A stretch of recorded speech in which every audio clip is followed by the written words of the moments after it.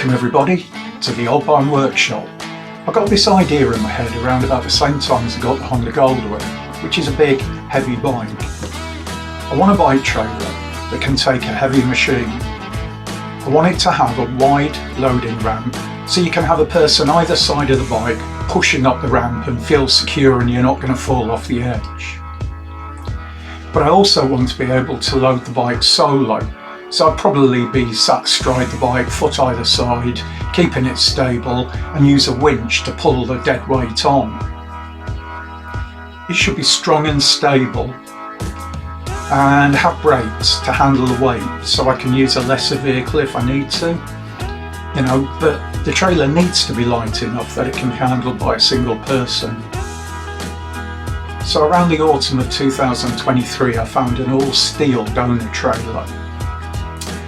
I began to remove the old canopy, inner partitions and any unwanted metalwork that had been welded on. So far I've managed to make a box to mount the winch onto and to store a battery in, and the winch can be stored in the box. That's all been made out of 4mm plate. It's incredibly strong, but it's got to take all the strain of a rider, a bike. I could have luggage, you know, and it's got to haul it up a ramp, and maybe the brakes could be binding or all sorts of problems. So it's got to be really, really strong. I need to finish that off, but it's getting very close to the time we need to start to make the loading ramp. So I thought, why not bring you guys along for the ride, so to speak, you know? So I'm going to start to record this for YouTube. I've got a few little bits to show you.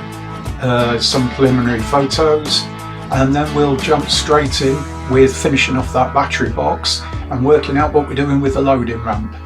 I hope you enjoy all of this. Cheers guys.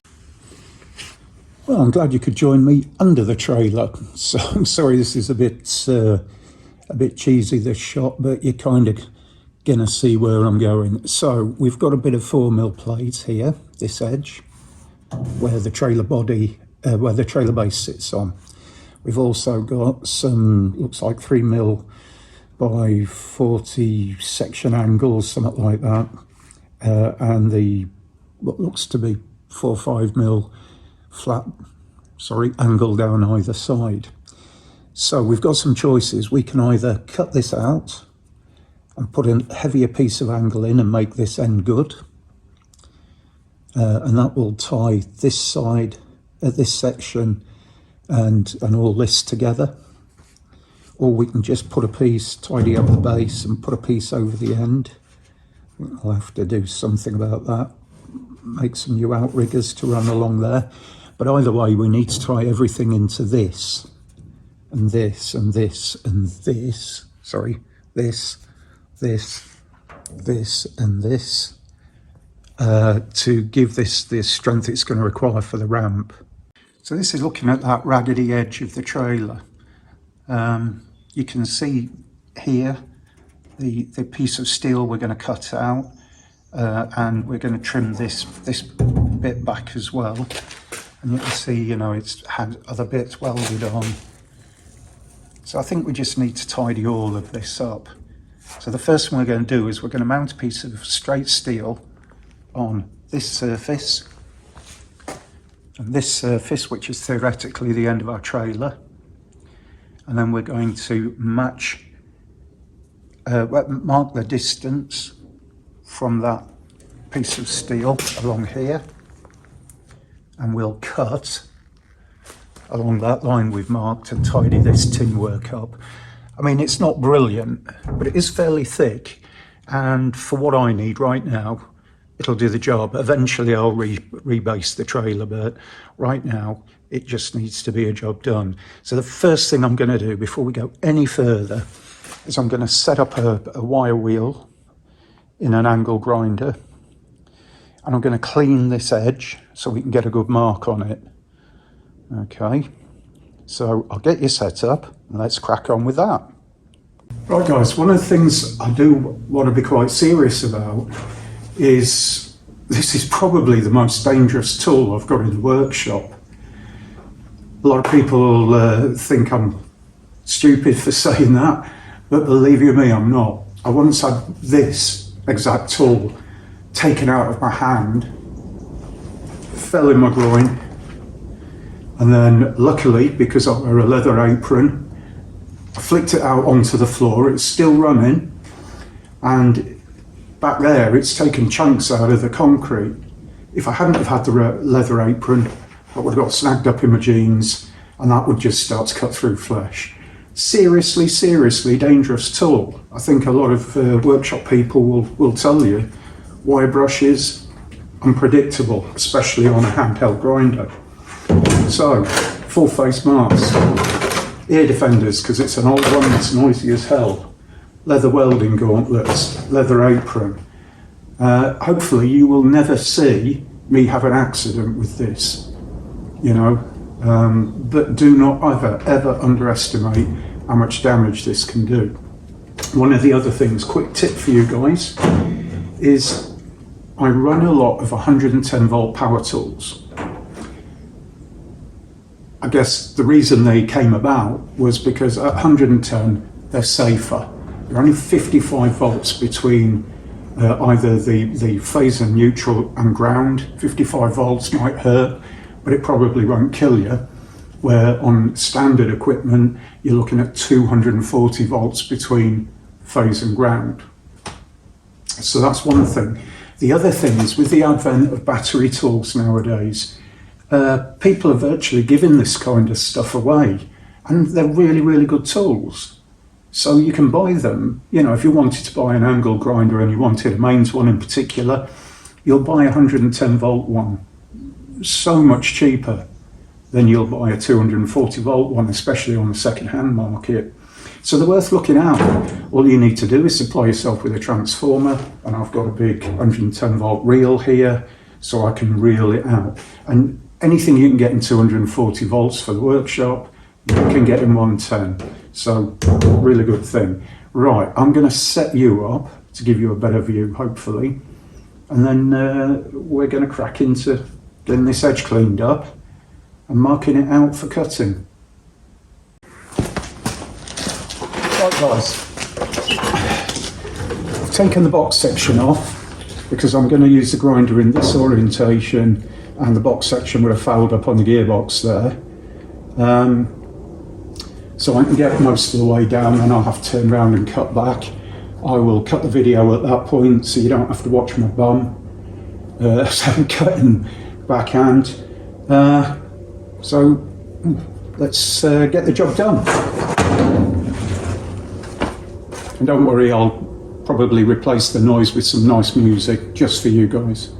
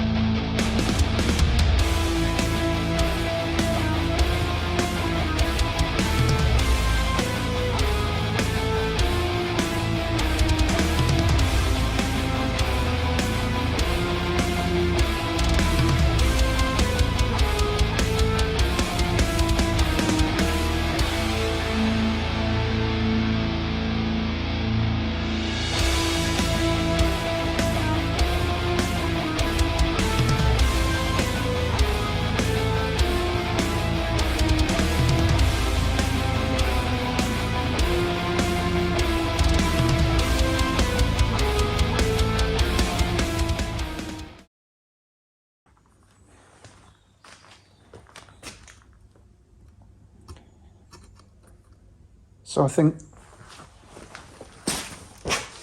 the next cuts to make, as you can see that's cut quite nicely, is just for ease, I'm going to cut across these corners and through this bit of channel here, this bit of what used to be angle, so I can remove that.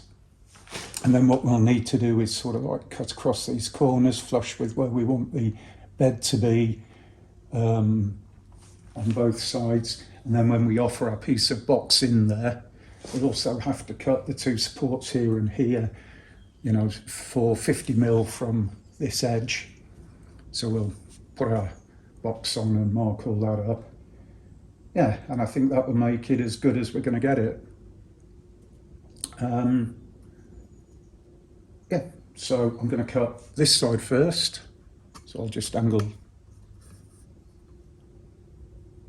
I'm going to cut this side first, so I'll just angle you a bit more this way.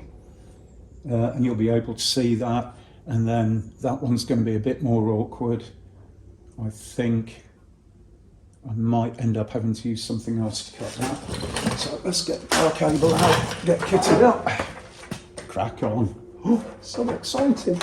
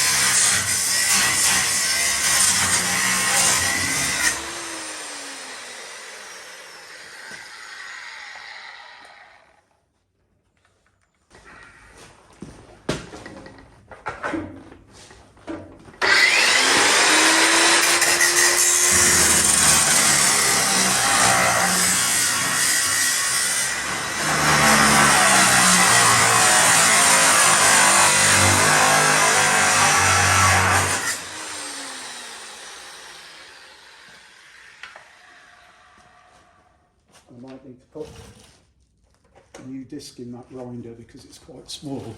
I think that's run out of cut distance. Okay, that's doable now.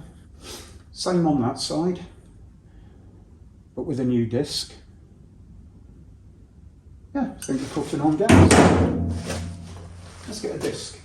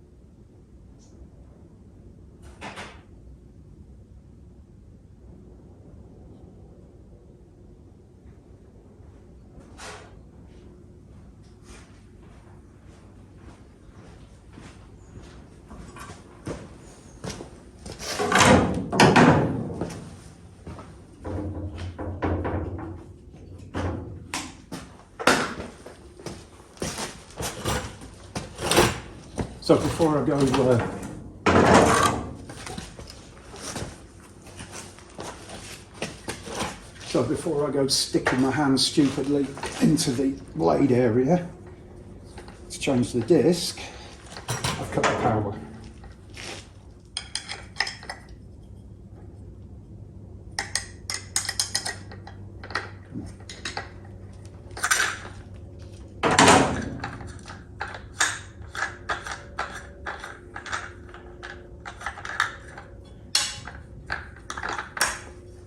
So you can see the difference between the new disc and the disc I was using. One thing I have noticed is these discs don't have a date code on them. Normally discs do. Strange.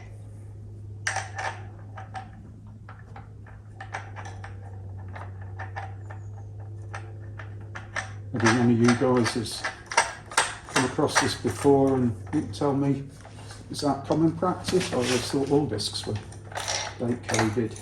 But yeah, let me know, leave a comment if you know the answer to that particular thing.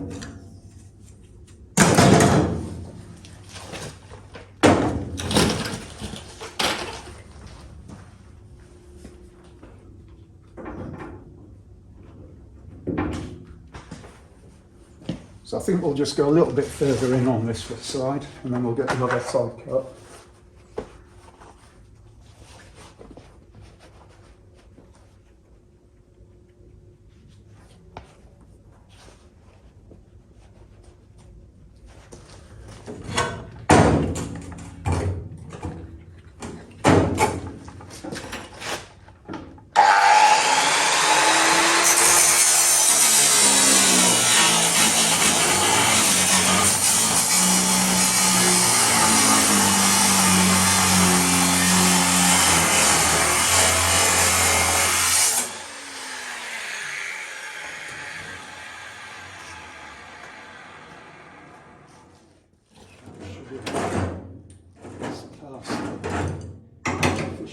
Let's have a look. Yeah, I'll be able to get underneath there and just cut that little joint piece. Right, let's have a look. Will you see it?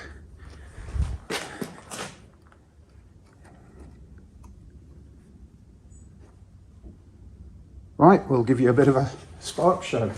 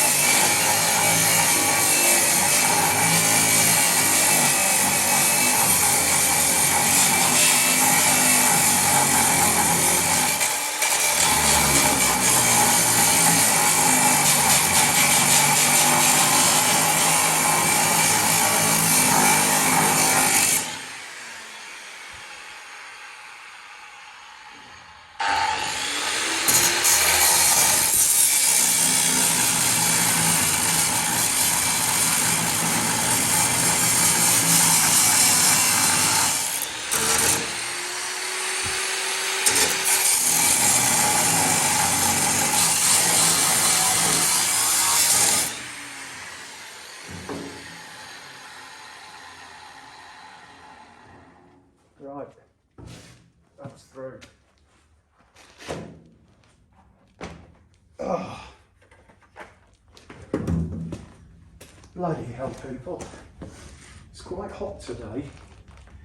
And although I've got like probably a 30-foot roof here.